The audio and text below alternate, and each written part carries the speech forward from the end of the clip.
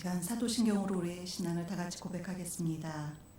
나는 전능하신 아버지 하나님 천지의 창조주를 믿습니다. 나는 그의 유일하신 아들 우리 주 예수 그리스도를 믿습니다. 그는 성령으로 잉태되어 동정녀 마리아에게서 나시고 본디오 빌라도에게 고난을 받아 십자가에 못 박혀 죽으시고 장사된 지 사흘 만에 죽은 자 가운데서 다시 살아나셨으며 하늘에 오르시어 전능하신 아버지 하나님 우편에 앉아 계시다가 거기로부터 살아있는 자와 죽은 자를 심판하러 오십니다.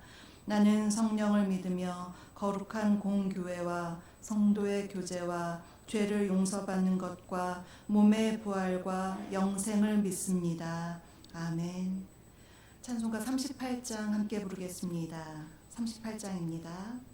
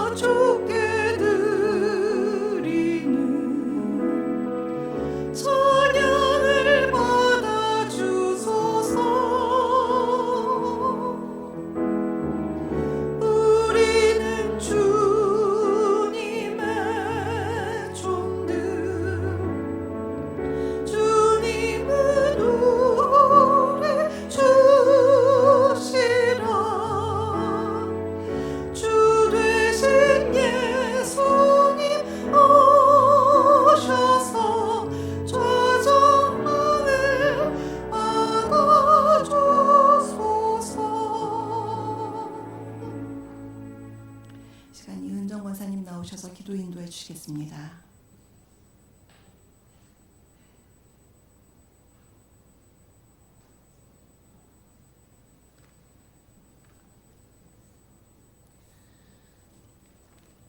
사랑이 많으신 하나님 아버지, 은혜를 감사드립니다. 당연하다 여겼던 일상의 삶이 코로나19로 인하여 멈춰서고만 오늘도 주님 전에 나와 하나님께 수요 예배를 드릴 수 있게 하심에 감사를 드립니다. 저희와 함께 하시는 하나님, 코로나19로 인하여 불안과 공포로 물든 우리나라와 온 세계를 긍휼히 여겨 주시옵소서. 염려와 두려움 가운데 낙심하지 말게 하시고 하늘이 평안과 위로를 부어주시며 속지 코로나19가 물러가게 하여 주시옵소서. 때때로 우울해하며 낙심했던 저의 연약함을 회개합니다. 믿음 없음을 용서하여 주시옵소서. 치료와 방역을 위해 밤낮으로 수고하고 있는 의료 및 보건당국의 모든 관계자들이 지치지 않게 하시고 그들의 건강과 가정을 지켜주시옵소서.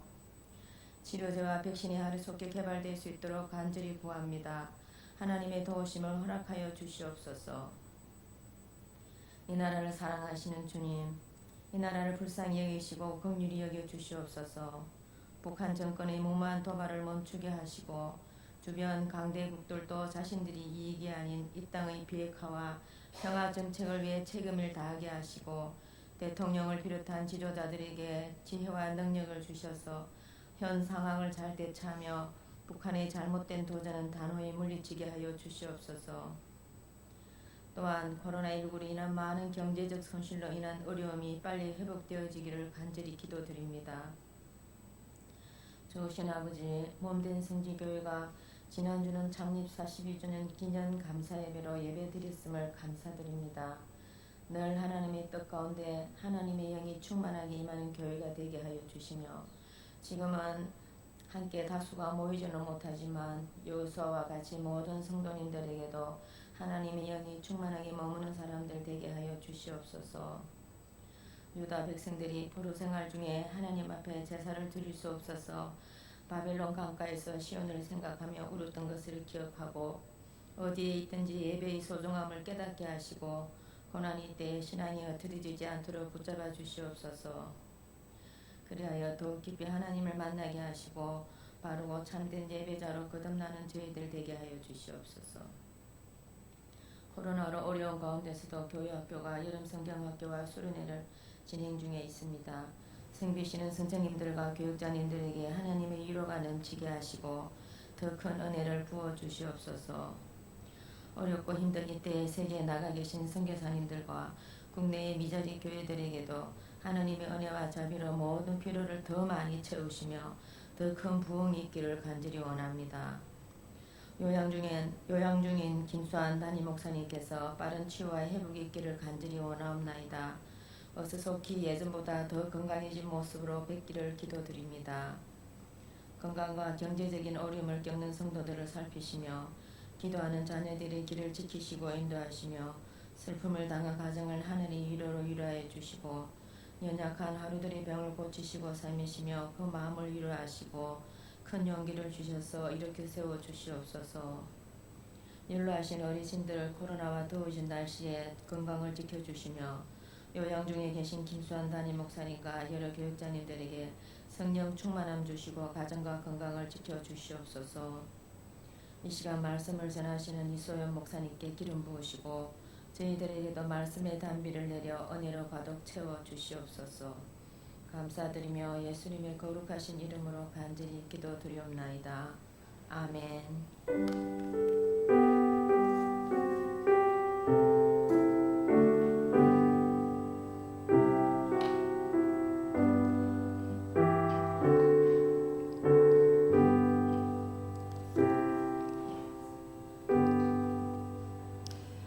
오늘 함께 볼 말씀은 골로새서 3장 16절부터 17절입니다. 골로새서 3장 16절부터 17절까지입니다. 제가 가진 성경으로는 신약 성경 326페이지입니다.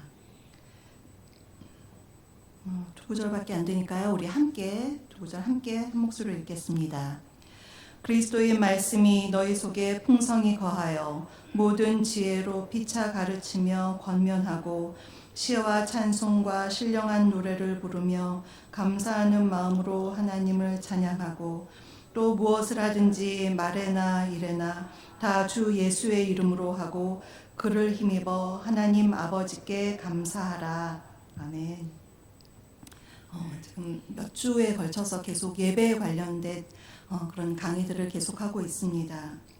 오늘은 예배와 음악이라는 제목인데요. 먼저 이 여러 가지 예배에 대한 용어 몇 주 전에 한번 용어 정리를 하긴 했지만 복습하는 의미로 용어에 대해서 다시 한번 살펴보고요. 또 예배의 정의는 다루지 않은 것 같아요. 그래서 예배의 정의에 대해서, 그리고 오늘 특별히 예배 음악, 그 음악 중에서도 찬송에 대한 부분, 또 뭐 여기 찬양대도 계시고 하지만 우리가 찬송은 우리 믿는 사람들이 어떻게 뗄래야 뗄 수 없는 관계이죠. 그래서 그러한 이야기들을 오늘 함께 나누려고 합니다. 첫 번째로 예배 용어를 한번 살펴보겠습니다.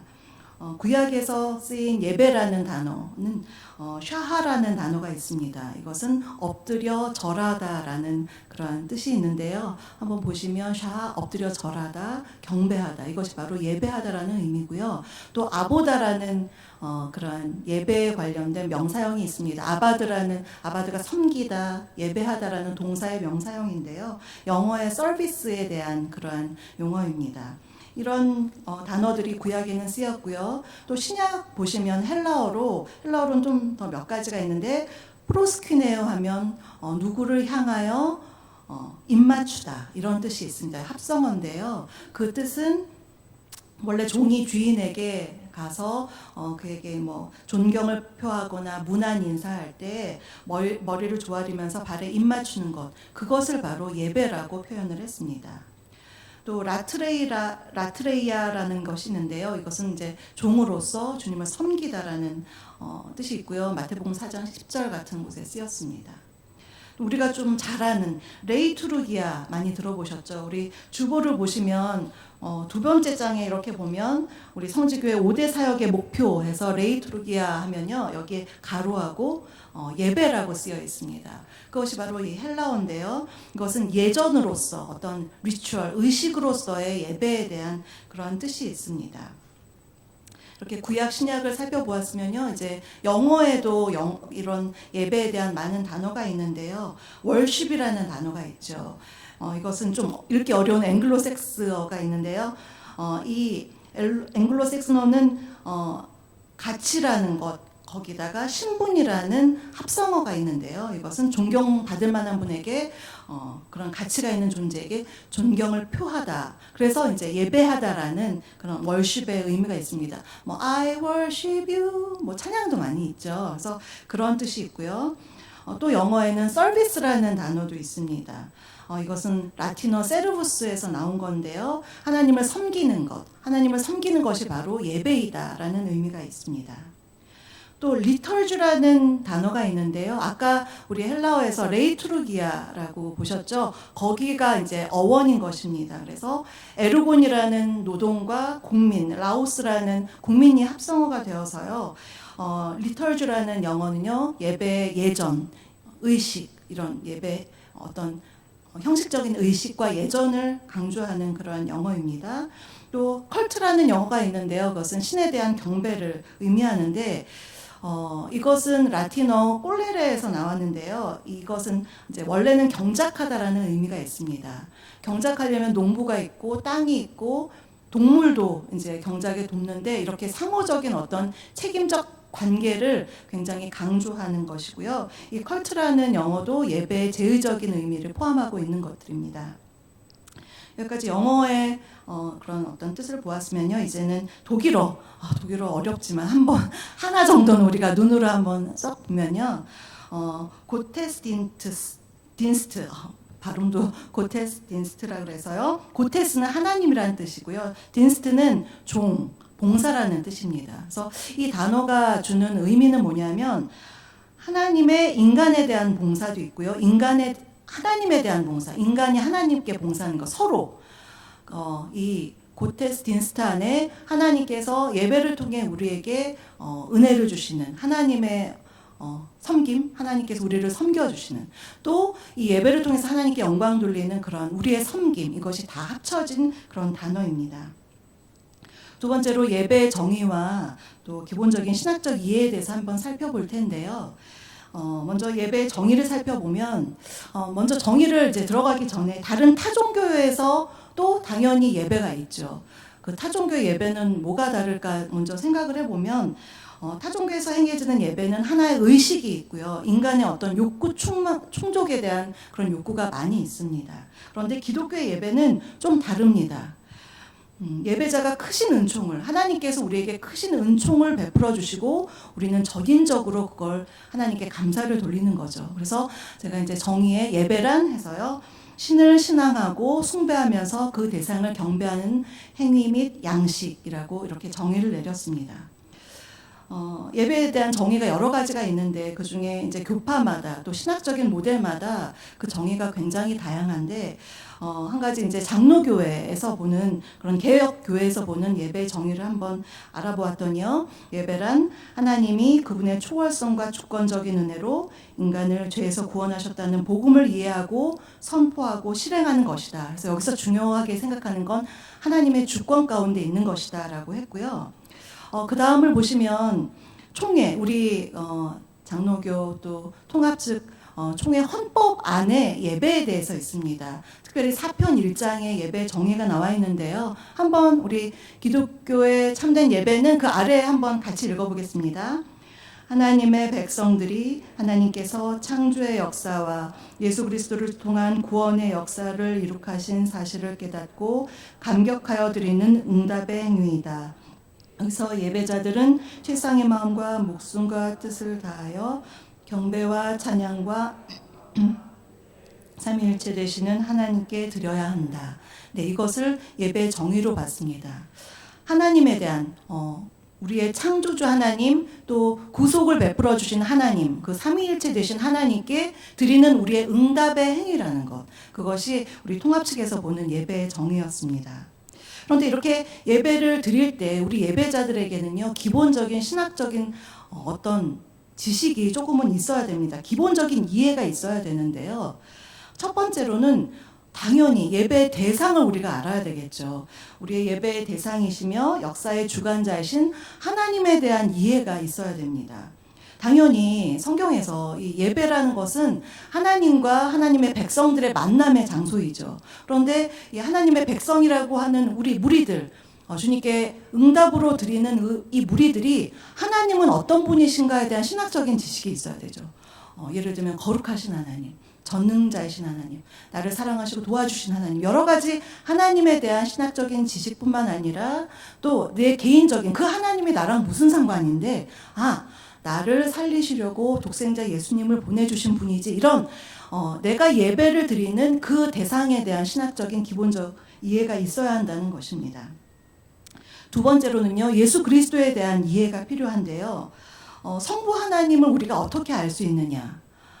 구체적으로 예수님 안에서 우리가 하나님을 더 가까이 알 수가 있습니다. 그래서 그리스도이신 예수님의 구속의 사역, 그것은요, 새로운 차원의 예배로 우리를 이끌어 줍니다. 그래서 예수님께서 베풀어 주신 이 신약 이후에 예수님과 우리의 관계 이전에 구약의 예배는요, 어떤 제사와 또 어떤 율법에 대한 강령이나 이런 것으로 끝났다면, 이 신약에서는 예수님께서 우리를 위해서 십자가를 지시고 부활하심으로 그 십자가의 속죄의 기쁨, 감사가 있고요. 또 부활하신 것에 대한 어떤 승리, 또 소망, 이런 것이 넘치는, 그래서 그야말로 잔치 분위기의 그런 예배가 바로 신약의 예배입니다. 이것은 다 예수 그리스도가 무엇을 하셨는지 그것을 우리가 이해할 때 더 알 수 있는 부분입니다.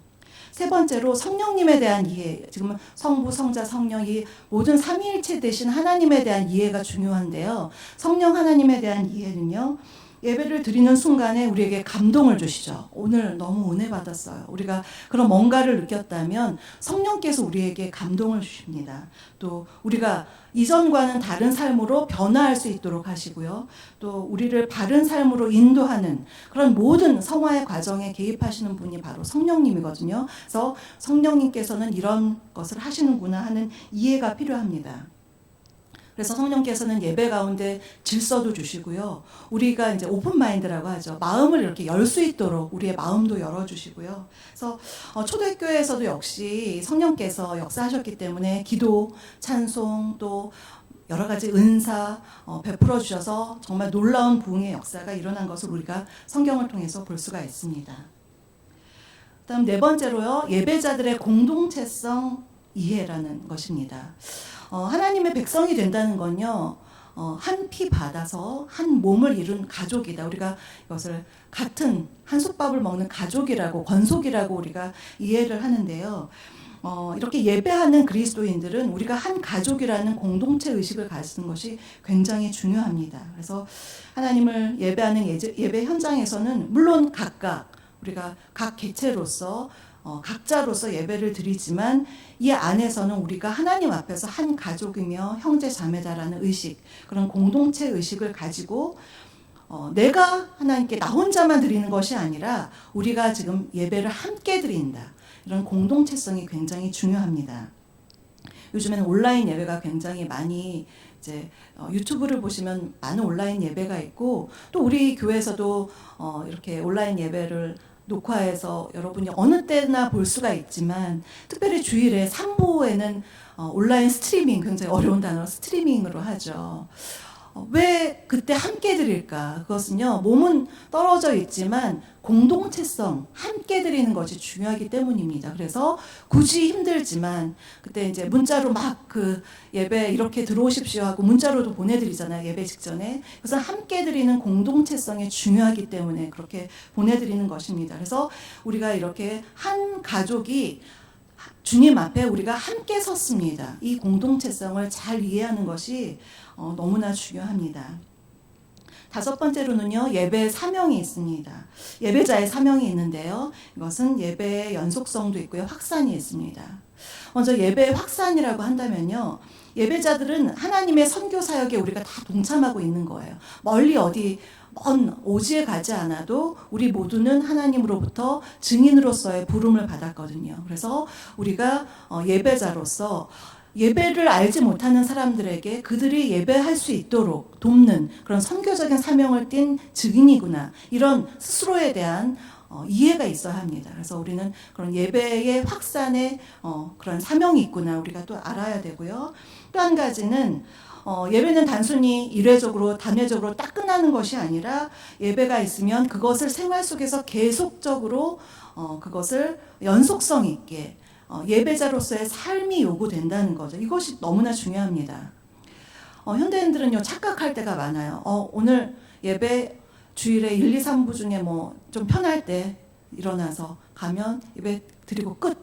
이것은 예배가 아니고요. 그때부터 예배자로서 시작이 되는 거예요. 주일에 하루 한 주가 시작이 되면 주님께 예배를 드리고 함께 모여 예배 드리고 그 성령의 감동과 또 사명감을 가지고 우리의 삶에서, 가정에서, 직장에서, 사회에서 예배자로서 연속성 있게 살아가는 삶이 요구되는 것입니다.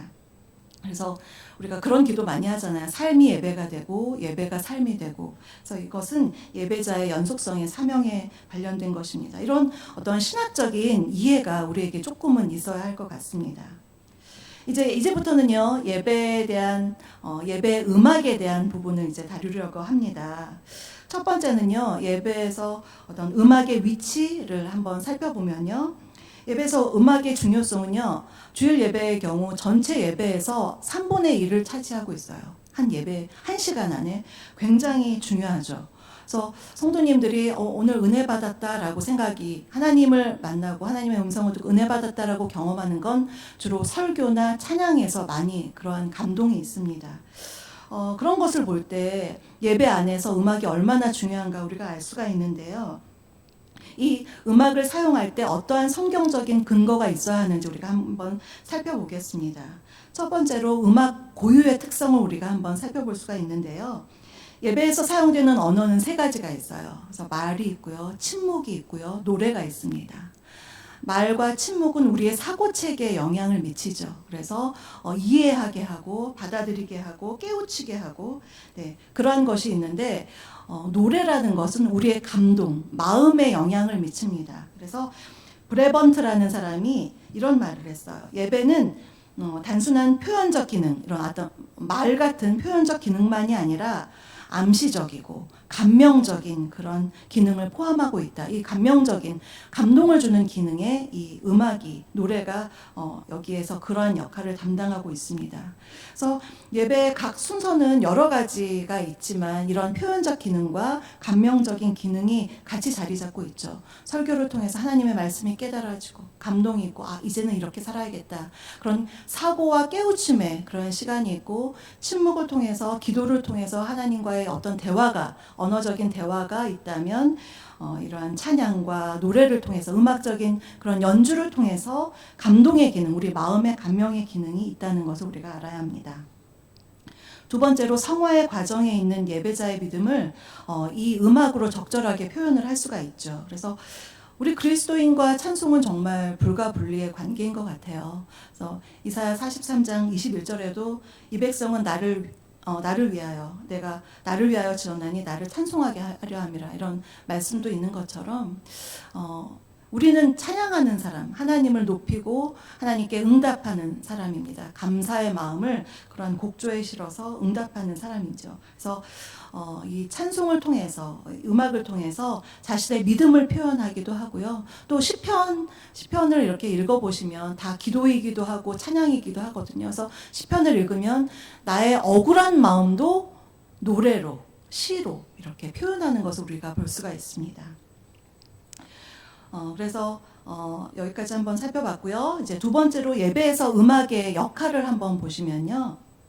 예배에서 음악은 정말 이미 없어서는 안 될 아주 중요한 요소가 되었죠. 그래서 주일 예배의 경우에 전주, 후주, 또 교인 찬송, 또 송영, 찬양대 찬양, 기도송, 헌금송 굉장히 많습니다. 찬양과 또 악기와 여러 가지가 다 들어 있어서요.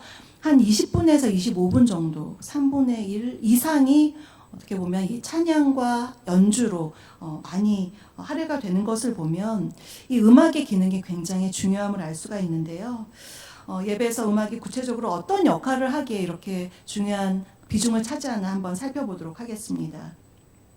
첫 번째로 하나님의 계시와 행하심에 대한 교인의 독립적인 응답입니다. 그래서 음악은 예배의 다른 요소를 이거 굉장히 중요해요. 예배의 다른 요소를 돕는 보조수단이 아니라는 거예요. 그냥 분위기 좋게 하고 뭔가 백 뮤직으로 깔아주는 그런 보조수단이 아니라 설교나 기도처럼 자체적으로 완전한 하나의 요소이다.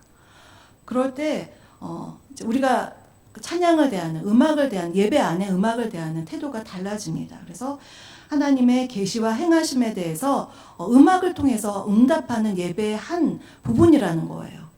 그래서 예배 음악은 예배 순서 사이를 이렇게 부드럽게 해주는 그러한 역할을 하는 배경음악이나 아니면 은혜로운 분위기를 조성하는 것이 아니다. 이것을 우리가 좀 마음에 새길 필요가 있고요. 그래서 임예송, 송영, 기도송, 또 성만찬 예전할 때 분명분전할 때도 음악을 이제 올겐 연주를 하고요. 또 성찬 찬송도 그렇고 이것이 다 하나의 완전한 하나의 순서라는 거예요. 그래서 어떤 분위기를 도와주고 매끄럽게 해주고 어떤 하나의 순서가 잘 되도록 분위기를 띄워주는, 깔아주는 그런 의식이 아니라는 걸 우리가 정말 잘 생각을 해야 될 것 같고요. 그래서 그 자체에 온전한 순서가 있다는 것. 우리가 이제 좀 생각을 하면서 우리가 찬송을 부를 때도 뭐 싱얼롱이나 아니면은 뭐 준비 찬송, 이거 잘못된 표현이라고 많이 얘기를 하죠. 준비 찬송. 찬송으로 그냥 준비하는 게 아니라 찬송 자체가 굉장히 의미 있는 하나의 순서이다. 우리가 조금 인식을 바꾸는 오늘의 계기가 되었으면 좋겠습니다. 두 번째로요, 또 예배에서 음악의 역할은요, 곡조 있는 기도라는 거예요. 그래서 예배 역사에서 예배 구성의 세 가지 요소를 얘기할 때 말씀, 성만찬, 기도가 있는데요. 이 기도 안에는 세 번째 기도 안에는 찬양이 다 포함된 것입니다. 그래서 기도는 곡조 있는 찬양입니다. 기도 안에 하나님에 대한 사랑의 표현도 있고 나에 대한 탄원도 있고 여러 가지가 포함되는 것입니다. 그래서 찬양, 감사, 탄원, 죄 고백, 신앙 고백 이것이 다 이 찬양 안에 담겨 있다고 보시면 되고요. 또한 세 번째로는 하나님 사랑과 이웃 사랑을 이것으로 이 예배 찬송으로 우리가 표현을 할 수 있는 것입니다. 그래서 우리 찬양할 때 우리 옆 사람을 보면서 함께 축복해주고 하는 것, 이런 나눔은 우리 성도들끼리의 사랑을 찬송으로 표현하는 거고요. 또 우리가 하나님께 드리는 경배 찬송이 있죠. 그래서 여러 가지 찬송의 장르를 통해서 우리가 이런 것들을 마음을 표현하는 것입니다. 그런데 세 번째로 예배 음악의 위험성이 있어요. 다 모든 음악이 예배에 쓰이는 모든 음악이 다 좋으냐, 또 선한 영향력을 끼치냐, 그것은 또 아니라는 거죠. 또 위험성이 있기 때문에 우리가 이런 예배 가운데 음악의 걸림돌이 어떨 때 될 수 있는가 우리가 좀 유의할 필요가 있는데요. 첫 번째로 음악은 예술적 미의 성취가 목적이 되어서는 안 된다는 거죠. 그래서 여기다가 쓰지는 않았는데요. 레이몬드 아빠라는 사람이 이런 말을 했습니다. 예배에서 음악은 완전한 미 또는 예술적 미를 통해서 성결의 미를 구하는 것이다. 그러니까 예술적 미를 통해서 성결의 미라는 건 거룩함과 하나님에 대한 예배자로서의 그 고백의 마음을 드리는 것. 그러니까 목적은 이 성결의 미, 하나님께 우리의 마음을 잘 표현하고 싶은 그것을 위해서 이 예배, 이 음악이라는 그런 것을 이 예술적인 미를 통해서 한다는 거죠. 제가 여기에 이제 좀 기나긴 어거스틴의 참회록에 나와 있는 그의 고백을 조금 잠깐 썼는데요. 좀 대략적인 내용을 말씀드리면 본인의 신앙 초기에 이제 찬양을 들으면서 막 눈물을 흘리는 그런 감동을 겪었다고 합니다. 그것은 맑은 음성과 적당한 억양으로 이렇게 찬양이 불릴 때 그 찬양 소리에 의해서가 아니라 그 소리 너머에 노래 가운데 하나님이 하신 일들, 하나님이 나에게 이러한 일들을 하셨지, 하나님은 이런 분이시지, 그 감동 때문에 눈물을 흘렸던 그런 기억을 보면서 찬양의 유용함을 깨닫게 된다고 합니다. 그렇지만 그 노래의 그 가사의 일들이 아니라 그냥 멜로디에 취할 때, 그냥 노래가 좋아서 할 때는 본인은 죄책감을 느꼈다고요. 그의 참회록에. 제가 이걸 읽으면서 뭐 이렇게까지 할 필요가 있나 이런 생각을 했지만, 우리가 어쨌든 간에 이 예술적인 미와 성결의 미가 있다면 이 두 가지를 우리가 좀 잘 그러니까 딱 경계선을 우리가 갖기는 쉽지는 않지만 좀 의식은 해야 될 것 같아요. 계속 그냥 음악에만 취해 있는 그런 모습이 아니라 이 음악을 왜 해야 하는지 우리가 조금 알 필요가 있다는 거죠. 그래서 여기 계신 분들 중에 성가대도 있으시고 또 솔리스트도 있으시고 저같이 찬양 인도자도 있고 또 찬양단, 이런 주바라기 찬양단, 여러 가지 찬양단에서 이렇게 수고하시는 분들도 계시는데요. 저희들이 이것을 정말 주의해서 볼 필요가 있습니다. 우리는 아름다운 음악을 위해서 열심히 반주도 이제 연습도 하고 잘 부르기 위해서 목도 가다듬고 성가대 찬양이 어우러지게 정말 기능적인 부분에서 열심히 우리가 예술적인 미를 정말 최선을 다해서 추구해야 합니다. 그렇지만 그것 이전에 더 본질적으로 우리가 해야 되는 것은 예배 안에서 우리가 예배자라는 거예요. 하나님께 우리의 마음의 중심을 드리는 예배자로서 그 예배자로서의 성결미를 우리가 잃어버리면 그냥 기능만, 노래만 부르는 기능인이 되는 거예요. 그래서 이 두 가지 중요성 중에 어떤 것이 더 본질적인가, 그것을 우리가 조금 더 생각을 해야 될 필요가 있습니다. 두 번째로는 음악이 주는 정서적인 감동과 영적이고 어떤 도덕적인 발전을 혼동해서는 안 돼요. 우리가 음악을 통해서 굉장히 감명을 받고 너무 좋았다 하더라도 그것이 갑자기 내 영적 성숙이 확 됐다거나 아니면은 내 삶이 확 변하거나 그거랑은 조금 우리가 혼동을 해서는 안 된다라는 그런 얘기를 하고요. 세 번째로는요, 어떤 음악에 굉장히 어떤 신령한 능력이 있다. 이 찬양하면 다 쓰러져. 이런 그런 그 찬양에 뭔가 신령한 능력이 있는 것이 아니라 어떤 날 그때의 그 찬양을 통해서 성령께서 기름 부어 주심으로 그 찬양을 통해 많은 분들이 감명을 받고 깨달음이 있고 속죄하기도 하고 아니면 주님께 영광을 돌리기도 하고, 이건 성령의 기름 부으심이 중요하다는 거여서 꼭 특정지어서 이 찬양은 꼭 이럴 땐 찬양해야 돼. 이렇게 특정 지을 수 없다는 거죠. 그래서 그때그때 성령의 능력이 다르기 때문에 우리가 성령님의 일하심을 잘 민감하게 생각해야 된다는 그러한 부분입니다. 네 번째로는요, 음악이 예배자와 또 예배를 인도하는 것은 아니라고 했습니다. 그래서 음악이 믿음과 감격을 가져오는 것이 아니라 이미 우리 속에 있는 믿음과 감격을 음악으로 표현하는 거예요. 약간 말장난 같지만 그게 아닙니다. 음악이 믿음과 감격을 이렇게 고취시키는 것이 아니라 우리의 믿음을 음악으로 표현하는 것이다. 이 순서를 잘 아셔야 될 것 같고요. 그래서 음악과 예배의 우선순위가 이렇게 전도되는 그런 상황을 위해서는 우리가 한번 질문을 할 필요가 있어요. 음악 없이도 예배할 수 있는가? 어떻게 생각하세요? 음악 없이도 하나님을 예배할 수가 있을까? 그런데 이렇게 질문해야 되는 이유는요, 예배자가 음악 없이도 예배할 수 있을 때 비로소 음악의 소중함을 깨닫고 음악을 새로운 관점에서 사용할 수가 있다는 거예요. 네. 음악이 없이는 예배가 안 돼요. 이거는 조금 이상하다는 거죠. 그렇지만 물론 음악이 있으면 좋죠. 그런데 음악이 없이도 나는 하나님을 예배할 수가 있습니다. 그렇지만 내 믿음의 표현을 연주로, 음악을 통해서 찬양으로 더 하나님께 올려드릴 수 있습니다. 이렇게 예배와 음악의 관계를 우리가 잘 정립하지 않으면 정말 좀 꼭 음악이 없으면 완전 예배가 막 망쳐진 것 같은 느낌이 들거나 아니면 너무 음악을 신령하게 생각하거나 이렇게 이런 룰을 범할 수 있기 때문에 먼저는 제가 오늘 제목이 예배와 음악이라고 했죠. 음악과 예배가 아니라 그래서 예배가 먼저이고 예배자로서의 자세, 고백이 먼저라는 것을 우리가 항상 염두에 두는 것이 필요합니다. 네 번째로 예배에서 음악의 수용 기준을 한번 살펴보면요. 첫 번째로 성경적 근거가 있고요. 또 신학적인 정당성이 있습니다. 그것은 이제 성경에서 말하는 어떤 그 성경적인 근거, 성경의 정신이 있는 거죠. 그래서 찬양 가사는 하나님께 대한 찬양도 있고요. 기도도 있고요. 간구도 있고요. 또 하나님께 대한 어떤 내적인 고백도 있고 선포도 있고 다양하게 그런 어떤 성경적인 근거를 가지고 이것이 이런 음악으로 지어져야 한다는 것이고요. 두 번째는 교회에서 어떤 공동체적인 공감대가 있어야 되겠죠. 찬송을 부를 때 또 성가를 부를 때 공동체에서 수용할 수 있을 만한 그런 곡들을 우리가 부를 수 있도록 그렇게 해야 될 것 같고요. 세 번째는 예술적인 탁월성이 있습니다. 이것은 이제 음악을 하시는 분들은 더 잘 이해하시겠는데, 그래서 예술성이란 오히려 그 예술성의 반대로 뭐 부조화라던가 조잡함, 뭐 적당함, 뭐 무질서, 또 뭐 상업성, 너무 상업적인 그런 음악들을 조금 좀 멀리하면서 좀 진정성 있는 그러한 곡들을 선별해서 음악으로 사용해야 한다. 그렇게 얘기하고 있고요. 네 번째는 다양한 음악 형식에 대한 개방성. 저는 이거 참 중요한 것 같아요.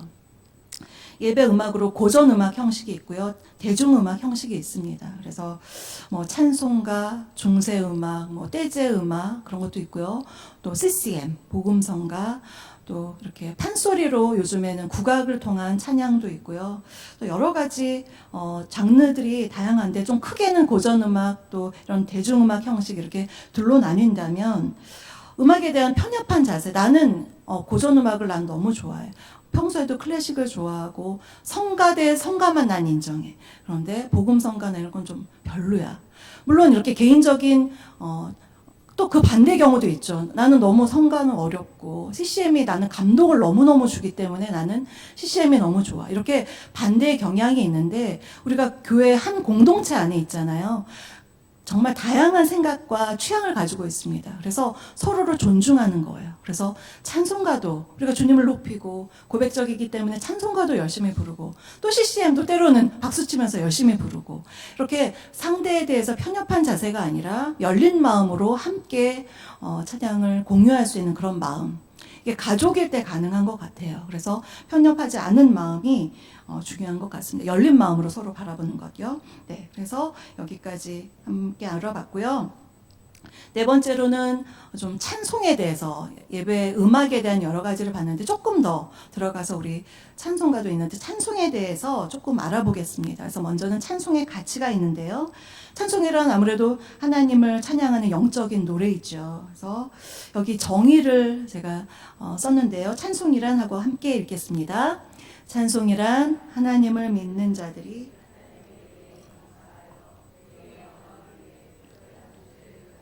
노래로 표현하는 기능음악. 네. 그래서 하나님의 은혜에 감사하는 것이 있고 또 영광을 돌리는 것, 어떤 주제가 또 있죠. 그래서 성경에 보면 찬송에 관련된 여러 가지 단어가 있습니다. 찬송, 찬미, 찬양, 뭐 영광, 칭찬 여러 가지 이것이 다 하나님을 높이고 또 하나님을 기리는 그런 찬송과 관련된 낱말인데요. 찬송은요 첫 번째로 예배자들의 마음을 하나로 묶는, 하나로 만드는 역할을 합니다. 그래서 음악의 속성 가운데 예배자의 정서에 영향을 미치죠. 그래서 회중이 한 목소리로 우리가 좀 아까 전에 예수 우리 왕이 함께 불렀지만 한 목소리로 하나의 찬양을 할 때 예배자들의 마음을 하나로 묶어주는 역할을 해요. 그래서 예배라는 것은 예배자가 먼저는 하나님과의 영적인 연합이 우선이시고요. 그 다음에는 그 예배를 통해서 우리 회중이 하나가 되는 영적인 연합을 목표로 하고 있습니다. 근데 찬송은 하나의 찬송을 우리가 입술을 벌려서 같은 음을 같은 멜로디로 부르는 것 자체가 하나로 만드는 그러한 역할을 하고 있습니다. 사도 바울은요, 에베소 교회와 골로새 교회에 편지를 썼는데요. 오늘은 특별히 오늘 본문 말씀 골로새서 3장 16절만 우리 사도 바울의 그 말씀을 우리 함께 한 목소리로 읽어보겠습니다. 그리스도의 말씀이 너희 속에 풍성히 거하여 모든 지혜로 피차 가르치며 권면하고 시와 찬송과 신령한 노래를 부르며 감사하는 마음으로 하나님을 찬양하고. 네, 골로새 교회 또 에베소 교회에게 보낸 편지도 비슷한 내용이 있는데요. 여기서 시와 찬송과 신령한 노래, 그래서 시는 특별히 구약의 시편을 말하거든요. 이런 것들이 개인적으로도 하나님께 드리는 찬양이기도 하지만 회중 찬송이다. 이 당시에 회중이 같이 하나님께 이것으로 드리는 것으로 거기에 대한 언급을 하고 있습니다. 그래서 시와 찬미와 신령한 노래에 곡조 있는 회중 찬송이 하나의 울림이 되어서, 이렇게 우리들 각자가 각자의 삶을 살고 이 자리에 나오잖아요. 흩어져 있는 마음을 하나로 묶어주는 그러한 역할을 한다고 합니다. 두 번째로는요, 찬송을 통해서 교육적인 좋은 도구로 사용이 됩니다. 그래서 찬송을 부를 때 하나님이 어떤 분이신지, 거룩 이런 찬송을 부를 때는 하나님은 거룩하신 분이구나. 우리가 신학적으로 막 공부하지 않아도 하나님은 이런 분이구나. 우리가 알게 됩니다. 그래서 교육적인 목적이 있고요. 이제 교회 학교에서는 제가 이제 유년부를 담당하고 있을 때 아이들에게 꼭 들려주는, 같이 하는 것이 성경 목록가. 창세기, 출애굽기, 레위기. 애들 그냥 눈 감고도 달달달달달. 어릴 때부터 그냥 다 알기 때문에 뭐 피라 그러면 필 수가 있죠. 그러니까 이런 교육적인 목적도 찬송과 함께 연결될 수 있다는 것, 우리가 알면 좋을 것 같고요. 세 번째로는 찬송은 예배자를 능동적으로 예배에 참여할 수 있게 만듭니다. 그래서 예배 본질은 인간이 하나님께 예배드리는 것이죠. 그래서 하나님 외에 청종이 있을 수가 없습니다. 우리는 그냥 듣는 사람이 아니에요. 우리는 다 예배자는 정말 적극적으로 나아가야 되는 거예요. 찬송도 마치 하나님이 나를 지금 이렇게 나만 보고 계시는 것처럼 열심히 함께 열심히 그렇게 불러야 되는 거고요. 그래서 우리가 예배 방관자가 되면 안 될 것 같고요. 적극적인 자세로 우리가 참여해야 할 것 같습니다. 네 번째로 찬송은 개인의 신앙적인 감정을 표현하게 만듭니다. 그래서 회중 찬송, 우리 함께 찬송을 부를 때 그것 가치 중에 하나는 예배자의 감정과 생각을 이 음악을 통해서 표현하는 거죠. 네, 그것을 이제 물론 찬송을 지은 작사가가 있죠. 작사가가 굉장히 아름답게 작사를 했어요. 우리가 이제 이 특강이 끝나면 찬송가 23장 만입이 내게 있으면이라는 찬양을 부를 텐데요. 찰스 웨슬리라는 사람이 정말 아름다운 찬양을 지었어요. 내 생각으로는 만입이라는 단어를 어떻게 생각을 하지? 저는 이제 그런 생각을 했는데 그 작사가의 머리에서 나온 이 아름다운 시어를 가지고 우리의 마음을 같이 표현하는 거예요. 만입이 내게 있으면 그 입 다 가지고 주님을 찬양하겠습니다. 같이 고백하는 거죠. 그래서 이런 찬송을 통해서 개인적인 감정과 믿음을 하나님께 표현할 수 있는 것입니다. 다섯 번째로 회중 찬송은요, 예배자의 마음을 하나님께로 향하게 하죠. 집중하게 합니다. 그래서 하나님을 신뢰하면서 집중할 수 있도록 도와주는 역할을 한다. 네, 여기까지 보면 될 것 같고요. 이제 다섯 번째로는 찬송의 역사가 있는데요. 이 역사는 굉장히 역사가 많죠.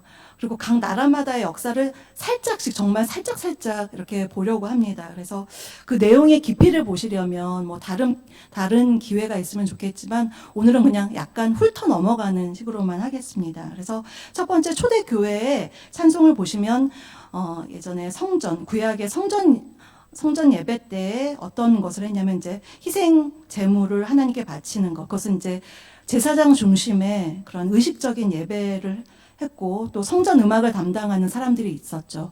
역대하 25장과 또 역대상 25장과 역대하 5장 12절을 보면 다윗이 찬양대를 조성해서 하나님을 찬양하게끔 했죠. 그런 모습이 성전의 예배였다면 이제 회당 예배는 70년간 바벨론 포로기를 맞죠. 그때 회당이 생겨나면서 회당 예배에 찬송이 생겼습니다. 그래서 탈무드에 어떤 원칙이 있었는데요. 언제나 찬양을 시작한 다음에 기도해야 한다는 그런 원칙이 있었어요. 그래서 회당 예배 때는 찬송을 굉장히 중요시 여겼고, 또 이렇게 영창하는 것, 기악 반주가 이렇게 서정적으로 하면서 독창곡이 있는 그런 영창을 주로 썼고요. 아무래도 포로기 때는 찬양대를 조직할 수 없었겠죠. 이때는 찬양대가 없었다고 합니다. 그리고 회중은 주로 구약에 있는 시편을 많이 이용했다고 합니다. 그리고 두 번째로는요, 초대교회의 찬송이 있는데요. 예수님이 승천하신 후에 초대교회 기독교인들은 회당 예배서처럼 시편을 많이 이용했다고 합니다. 시편을 읽고 거기에 곡을 붙이거나 이렇게 많이 사용을 했는데, 특별히 제가 저기 썼는데요. 누가복음에 그런 찬송들이 있거든요. 마리아의 찬송, 사가랴의 찬송, 천사들의 찬송, 시므온의 찬송, 이렇게 해서 이러한 찬송 시들을 이것을 가지고 찬송에 많이 이용을 했다고 합니다. 초대교회에. 두 번째로는요, 비잔틴은 이제 동방교회라고 하는데요.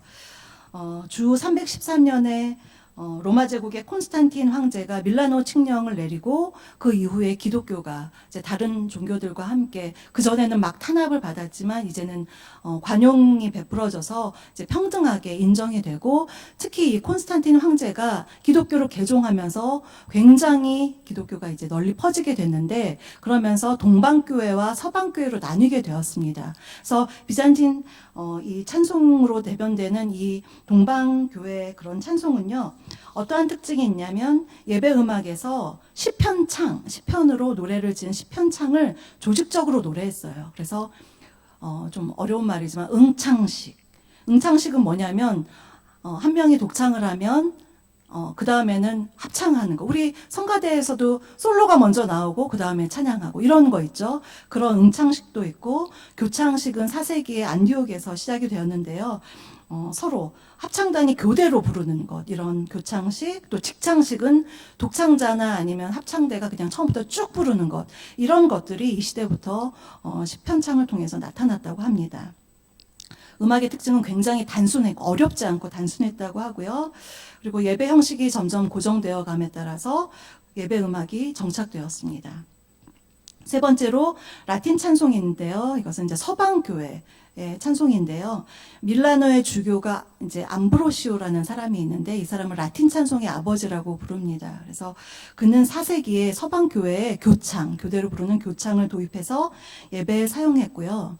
서방교회는 예배 사역에 있어서 미사와 성무 일과를 중요하게 생각했는데, 미사는 성찬식을 중심으로 하는 그런 성도들의 예배 모임이었고요. 또 성무 일과는 사제나 수도사들이 그들의 하루에 8차례씩 정기적으로 모이는 기도 모임이었는데, 이렇게 미사에도 성무 일과에도 찬송이 굉장히 중요하게 쓰였습니다. 그래서 점점 발전을 했는데, 6세기에 그레고리오 1세라는 그런 교황이 있었는데요. 이 사람이 음악의 조예가 깊었나 봐요. 그래서 여러 가지 선율을 집대성해서 그 집대성한 그 음악을 그레고리안 찬트, 혹시 들어보셨나요? 그레고리안 찬트라고 그렇게 해서 가장 큰 특징은 단선율 음악을 만들어서 악기 연주 없이 성악 파트로만 구성해서 우리 찬송가 167장에 즐겁도다 이날, 이 당시 6세기에 있었던 찬송이에요. 그래서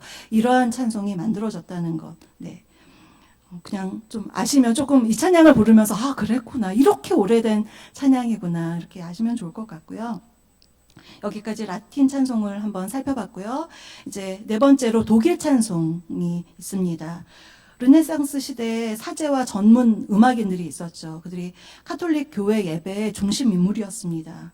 그런데 그 사제들의 또 음악인들에게는 그냥 당연하게 불렸던 것이 회중들에게는 너무나 어려웠어요. 아까 봤던 그런 그레고리안 찬트도 회중들은 어려워서 따라할 수가 없었어요. 그런데 이제 종교개혁이 일어나면서 음악적인 변화가 굉장히 많이 일어났습니다.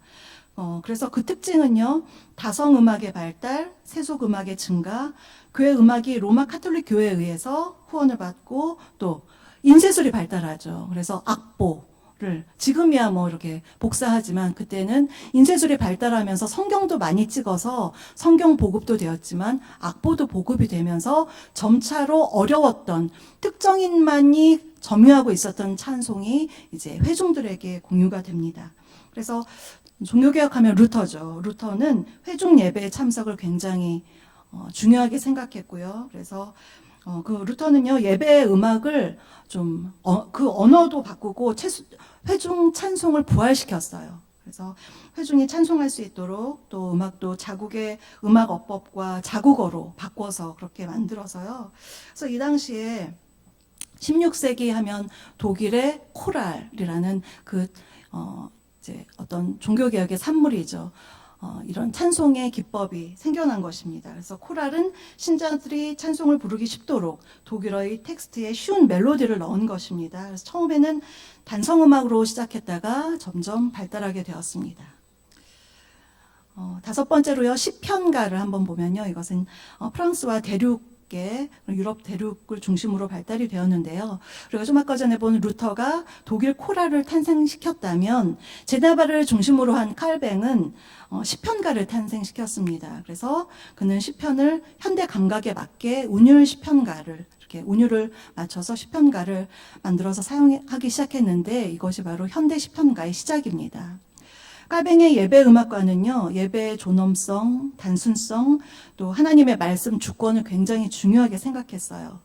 그래서 이러한 사상은요, 예배 안에서 사용되는 그런 노래, 이 시편과 몇 가지의 칸티클만 허용을 했습니다. 칸티클 하면 종교적인 가곡, 이런 찬송가라고 할 수가 있는데요. 비슷한 거와 그런 비슷한 개념인데요. 칼뱅은 이제 우리들이 감각적으로 즐거움을 위해서 부르는 것을 굉장히 배격을 하고요. 그래서 찌빙글리처럼 오르간을 비롯한 악기 사용을 좀 철저히 배격하도록 그렇게 얘기했고, 오로지 성악으로만, 이 성악도 독창이나 합창, 또 다성부 음악, 그레고리안 찬트 이런 건 인정하지 않고 회중들이 다 함께 자국어로 부를 수 있는 그런 시편가만 허용을 했습니다. 그것도 반주 없이 재창하는 것을 그것을 이제 원칙으로 했는데, 독일의 코랄이 가사의 어떤 억양을 중심으로 했다면 반면에 칼뱅의 시편가는요, 정서적인 표현이나 이런 것, 그런 것보다는 그런 것 좀 무관한 어떤 한정된 음악, 또 단순한 리듬, 그 가사가 더 중요하고 시편이 중요하지 그 리듬에 흔들리지 않도록, 그리고 또 순차 진행의 선율 이런 것을 중요시했다고 합니다. 또한 칼뱅은 루터와는 달리 편곡이나 이제 음악을 편곡하는 것, 또 콘트라팍툼, 이것은 본래 가사를 새로운 가사로 바꾸는 것, 또 아니면은 어떤 세속 가곡을 종교 가곡으로 바꾸는 것, 이것을 콘트라팍툼이라고 하는데요. 편곡하거나 콘트라팍툼 이런 걸 반대했습니다. 이렇게 하지 않도록 하고요. 그렇지만 이제 그가 죽은 이후 16세기 이후부터는 이런 것들이 더 편곡되어서 또 나타나기 시작합니다. 여섯 번째로 영국 찬송. 영국 찬송부터는 우리가 조금 가깝게 느껴질 것 같아요. 우리 찬송가에도 많이 나오는 곡들이 있는데요. 17세기에 접어들면서 이런 좀 아까 전에 말씀드렸던 운율 시편가는 점점 쇠퇴하기 시작하고요. 어떤 문학의 질적 향상과 현대 언어, 이게 찬송도 옛 언어, 고어가 아니라 현대 언어로 사용이 되면서 영국 찬송의 시대를 맞이하게 됩니다. 그래서 여러 가지 찬양의 길이 열리게 되었는데요. 17세기, 18세기 이때에 나타난 두 사람을 좀 소개해드리려고 합니다. 그래서 아이작 와츠, 또 찰스 웨슬리 이러한 사람들이 있는데요. 와츠가 지은 곡, 좀 보시면 너무나 익숙한 예부터 도움되시고 기쁘다 구주 오셨네, 너무 많은 찬양을 와츠가 지었고요. 찰스 웨슬리도 하나님의 크신 사랑 오랫동안 여러 가지 찬양을 이렇게 많이 지었습니다.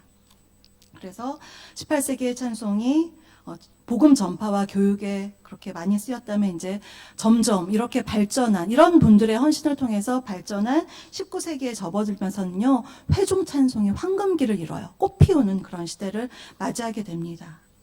그리고 특별히 영국에서 해버라는 사람은요, 찬송을 교회력으로, 여러분들 한번 보시면 교회력을 아시죠? 우리 첫 번째 예배 강의 교회력을 봤는데요. 그런 교회력 순서대로 찬송을 편집한 사람도 있었습니다.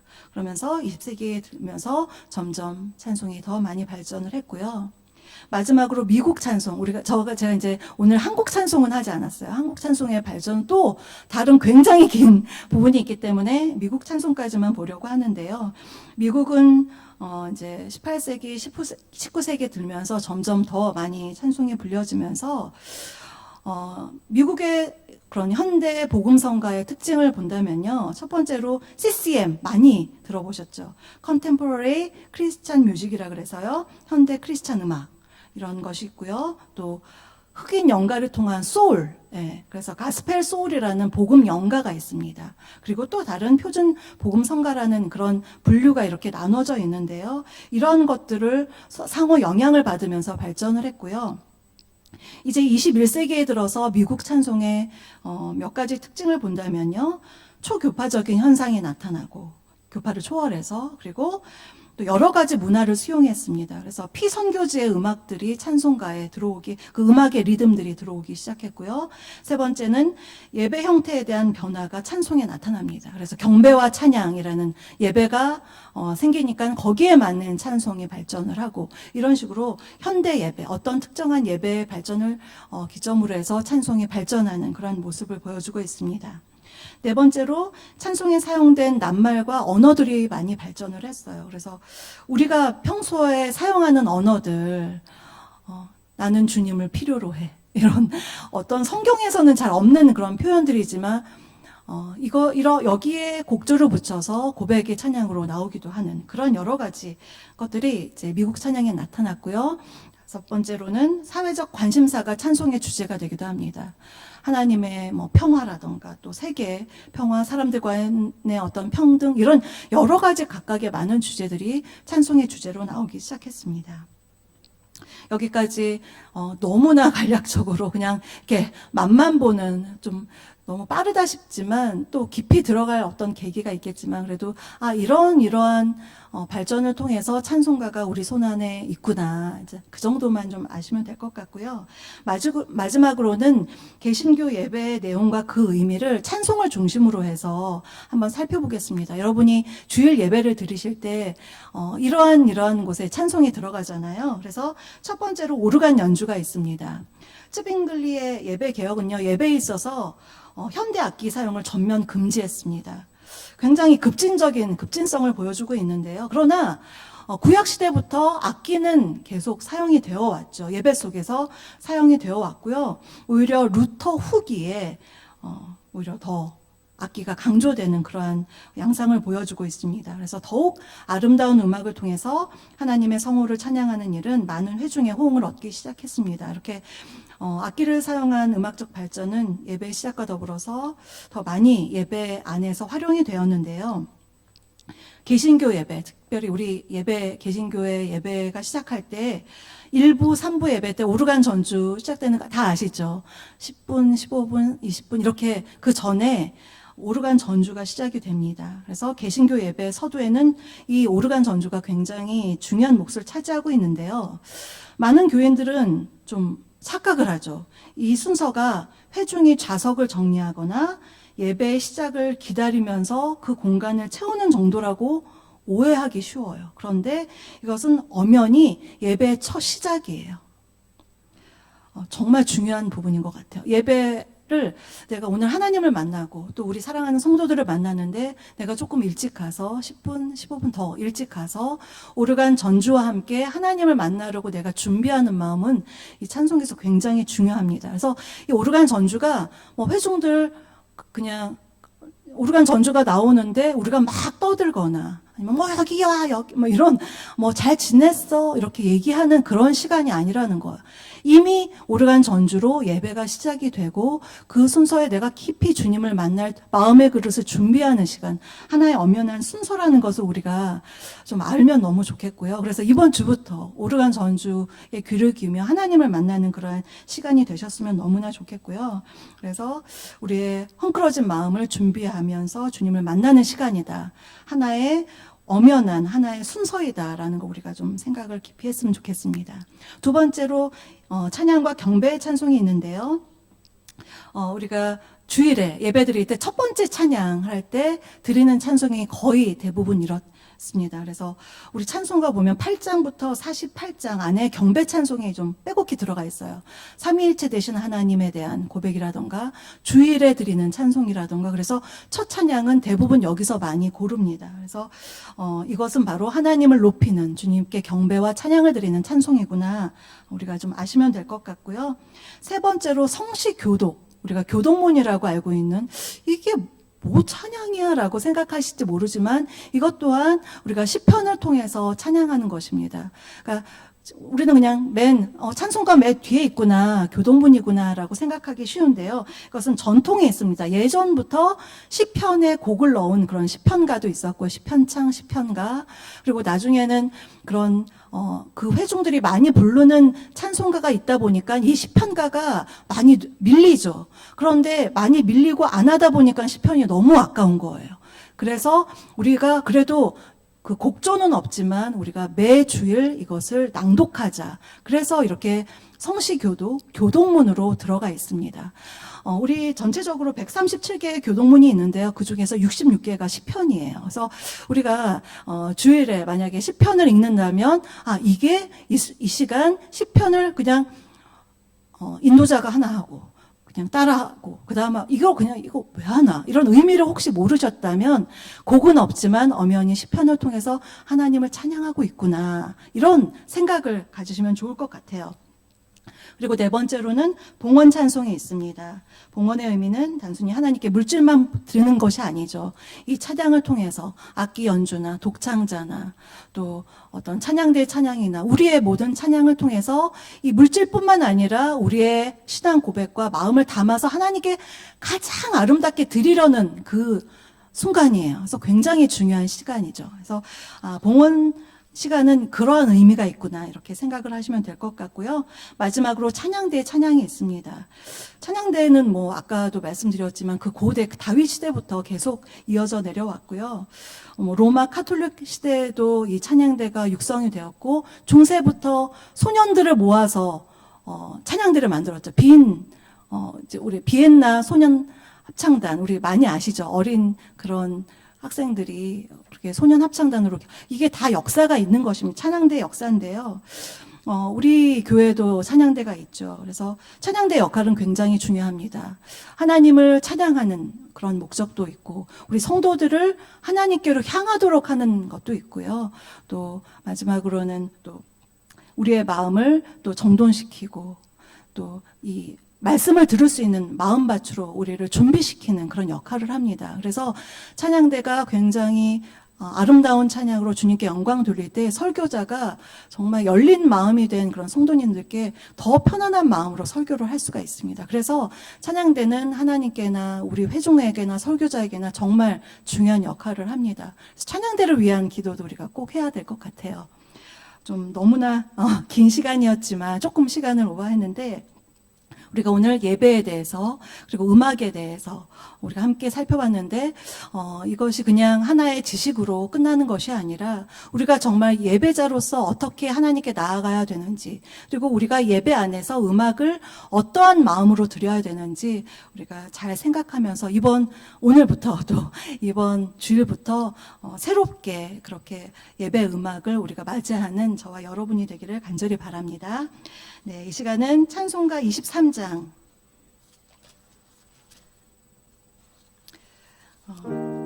1절과 4절만 부르겠습니다.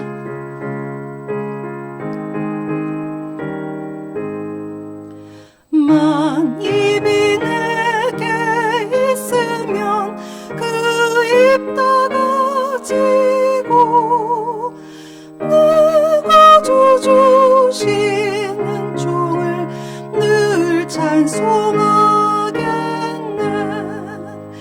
내 죄의 권세 깨뜨려 의결바꾸시고 애처한 마음을 비로소 거창케 하셨네.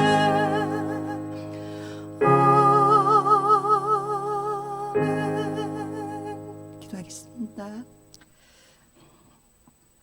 지금은 우리 주 예수 그리스도의 은혜와 아버지 하나님의 그 크신 사랑하심과 성령님의 내주교통 충만케 하심이 전심을 다해 주님을 예배하며 주님을 찬양하기 원하는 이곳에 모인 모든 성도님들 머리머리 위에와 가정과 하시는 모든 일 위에와 우리 성지교회 위에 지금부터 영원토록 함께하옵시기를 간절히 축원하옵나이다.